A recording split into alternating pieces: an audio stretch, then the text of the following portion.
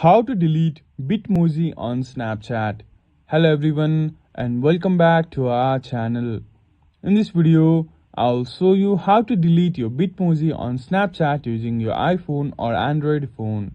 If you find this video helpful, please like it and consider subscribing to my channel as it really supports me. To delete your Bitmoji on Snapchat, follow these steps. First, open the Snapchat app on your iPhone or Android device and tap on your Bitmoji icon in the top left corner of the screen. Now in the top right corner, tap on the gear icon to access the settings. In the settings menu, select Bitmoji. At the bottom of Bitmoji section, tap on Remove My Bitmoji. Confirm that you want to delete your Bitmoji by selecting Remove. And that's it. Your Bitmoji will be deleted from Snapchat. If you found this video helpful, please give this video a thumbs up and consider subscribing to my channel. Thank you for watching and we will see you again in the next video.